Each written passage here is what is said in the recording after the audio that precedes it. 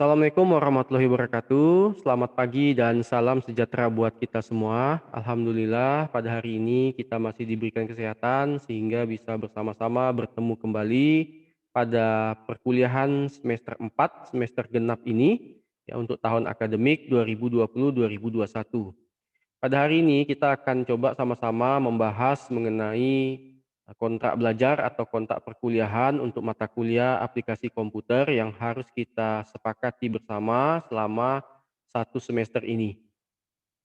Baik, kita langsung saja lihat mengenai poin-poin apa saja yang terdapat pada mata kuliah aplikasi komputer.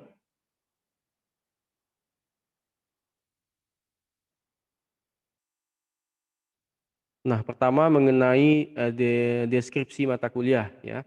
Jadi mata kuliah aplikasi komputer ini ada di semester 4 ya, semester genap dengan bobot SKS-nya yaitu 2 SKS. Untuk deskripsi mata kuliah ini membahas tentang pemanfaatan program ya, atau software atau aplikasi komputer yang menggunakan SPSS ya untuk mengelola data statistik di dalam melakukan riset atau penelitian. Jadi mata kuliah aplikasi komputer ini lebih fokus atau lebih concern ya, dalam pemanfaatan atau penggunaan aplikasi komputer statistik yang paling familiar yaitu SPSS ya, Statistical Package for Social Science ya atau Statistical Product and Social Science. Jadi ini aplikasi ini memudahkan kita untuk mengolah data statistik, khususnya untuk mahasiswa memudahkan kita di dalam mengolah data-data penelitian ya atau skripsi yang akan kita lakukan nantinya. Nah, jadi mata kuliah aplikasi komputer ini juga merupakan lanjutan dari mata kuliah yang pernah kalian ambil pada semester-semester sebelumnya ya, yaitu mata kuliah statistik. Jadi jika statistik, pada mata kuliah statistik, ya awalnya kalian diberikan materi tentang teori-teori ya, tentang bagaimana cara menentukan hipotesis, ya bagaimana cara mengambil keputusan atau menentukan kriteria tertentu ya untuk pengujian statistik. Nah, maka dengan menggunakan software aplikasi SPSS ini ya, di dalam mata kuliah aplikasi komputer ini, kalian akan diajarkan dan diberikan informasi untuk mengolah data secara cepat dan tepat. Nah, untuk standar kompetensi yang diharapkan, ya, setelah mengambil mata kuliah aplikasi komputer ini, mahasiswa mampu memahami, ya, memecahkan masalah dan melakukan analisis data statistik dengan program atau aplikasi komputer statistik di dalam penelitian, tugas akhir atau skripsi. Nah, sebenarnya banyak sekali aplikasi-aplikasi yang disediakan oleh beberapa vendor ya dalam mengolah data statistik, ya antara lain SPSS, ada Amos, PLS, ya, dan sebagainya. Nah, namun pada semester ini ya kita lebih khusus atau banyak membahas mengenai penggunaan aplikasi komputer yaitu SPSS. Nah, untuk pertemuan ya, sistem materi dan tugas ya untuk sistem perkuliahan itu dilakukan dengan penyampaian konsep ya dan teori atau dilakukan dengan ceramah ya. Kemudian nanti ada praktek, jadi kalian nanti diminta juga untuk mempraktekkan setelah saya memberikan materi, ya, kemudian kita ada diskusi dan tanya jawab jika terdapat ya, kendala atau terdapat kesulitan dalam melakukan atau menganalisis data statistik. Nah, untuk materi perkuliahan saya di sini menggunakan buku pegangan, menggunakan buku Singgi Santoso SPSS 25 ya. Nah, untuk versinya kalian bebas menggunakan versi yang mana ya, versi minimal yang saya sarankan adalah versi 19. Untuk versi tertinggi kalian bisa menggunakan sampai dengan versi SPSS yang ke-25. Nah, selain itu materi kuliah juga bisa kalian download ya di konten atau di halaman website yang sudah saya sediakan pada alamat www.venishpredi.com. Nah, untuk tugas, jadi setiap pertemuan nanti akan ada tugas, ya, jadi setiap pertemuan itu kita akan ada tugas praktek. Jadi nanti ketika saya setelah memberikan materi ya tentang cara mengolah data statistik tertentu, maka di akhir sesi saya akan meminta kalian untuk mempraktekkan apa yang sudah saya berikan ya, materi yang sudah saya berikan. Nah, untuk jumlah pertemuan kita ada 16 kali pertemuan ya tatap muka. Nah, untuk GBPP atau garis-garis besar pedoman pengajaran, ya kita ada 16 pertemuan, ini pokok bahasannya ya, mengenai statistik deskriptif, statistik inferensial, dan komputer statistik ya. Kemudian nanti yang kedua, itu ada teknik penskalaan variabel ya dan dasar-dasar aplikasi SPSS. Saya akan bukakan. Nah ini ya GBPP ya, yang pertama mengenai statistik deskriptif dan statistik inferensial, kemudian komputer statistik. Jadi nanti di minggu depan kalian boleh ya mengambil soft copy untuk software SPSS ya, baik versi 19, versi 21, 22, 25 dan seterusnya ya. Kalian bebas menginstal versi apapun sepanjang komputer kalian spesifikasinya cocok dengan, eee, software yang akan saya berikan, ya. Nah ini pokok bahasannya ada statistik deskriptif, statistik inferensial, dan komputer statistik yang pertama, kemudian teknik penskalaan, kemudian variabel, yang menentukan variabel apa saja, walaupun di beberapa semester sebelumnya kalian sudah mendapat ya informasi mengenai variabel, ya, dan item-item atau dimensi di dalam variabel. Tapi pada semester ini juga saya akan menjelaskan kembali untuk mengingatkan kembali ya mengenai apa yang dimaksud dengan variabel.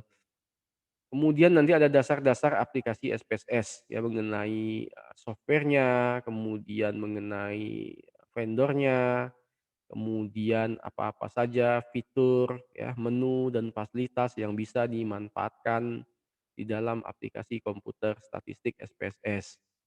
Kemudian ada statistik deskriptif, ya, explore dan cross tab ya. Nah ini sub-subnya. Kemudian ada bentuk-bentuk output pada SPSS, ya, teknik pembuatan tabel, bagaimana kalian membuat tabel menggunakan aplikasi SPSS dan membuat grafik. Ya. Kemudian menguji hipotesis dan uji statistik parametrik. Ya. Kemudian ada uji validitas dan reliabilitas, uji statistik parametrik, korelasi, kemudian uji statistik parametrik regresi, ya.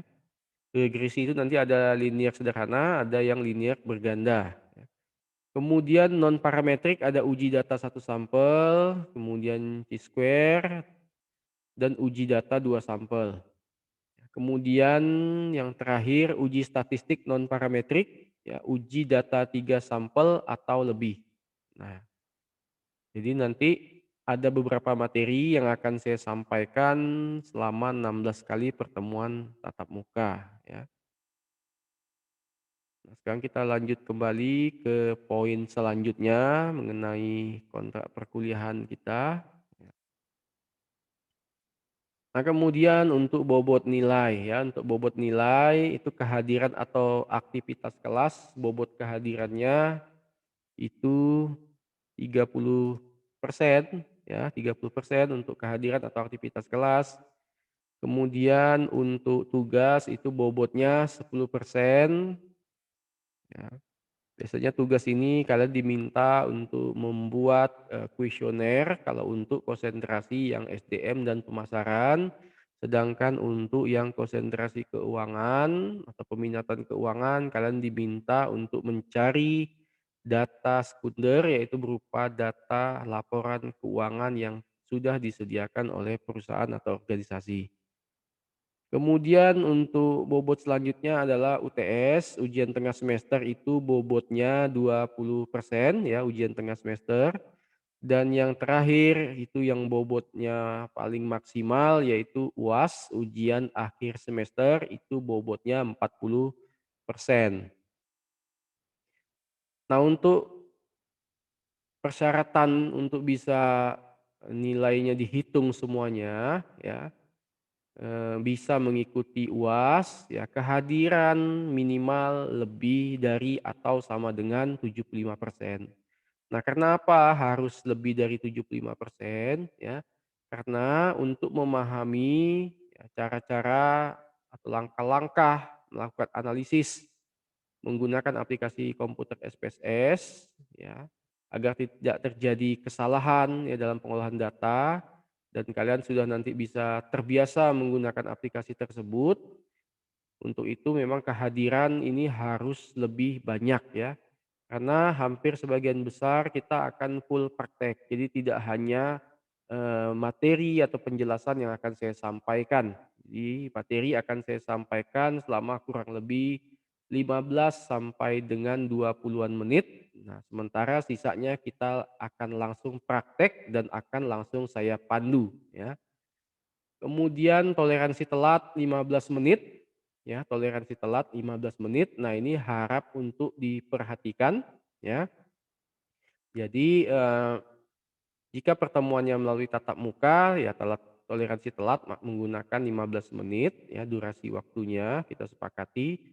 Kemudian untuk jika menggunakan Zoom meeting, ya, atau menggunakan virtual video, ya, video meeting atau menggunakan Google Meet ya menggunakan video conference, maka toleransi telat juga tetap kita sepakati 15 menit ya. Karena ketika sudah lewat dari 15 menit maka room akan kita kunci ya. Kemudian jaga kebersihan ruangan tempat kita belajar ya. Nah, jika kalian nanti menggunakan Zoom meeting, gunakanlah video yang baik ya, gunakanlah video yang baik, kemudian berpakaian yang sopan dan rapi ya. Kemudian KHK dilengkapi foto, ya ini untuk pertemuan tatap muka. Nah, sementara nanti untuk menggunakan video conference setiap pertemuan akan saya absen ya. Kemudian jika ada izin harus menggunakan surat resmi ya, baik dari instansi atau lembaga yang mengeluarkannya, ya. Kemudian yang paling penting yaitu plagiat sanksi nilai E, ya. Jadi setiap kalian melakukan plagiat ya, maka sanksinya adalah mendapatkan nilai E. Nah, mungkin itu yang bisa saya sampaikan ya di dalam kontrak perkuliahan pada hari ini ya.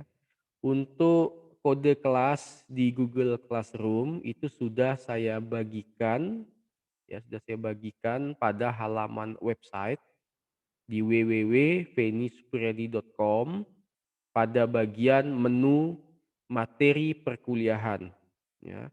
Atau kalian nanti bisa juga mengecek di deskripsi YouTube di bawah ini ya, di deskripsi video YouTube di bawah ini. Nah, mungkin itu saja yang bisa saya sampaikan ya, semoga bermanfaat.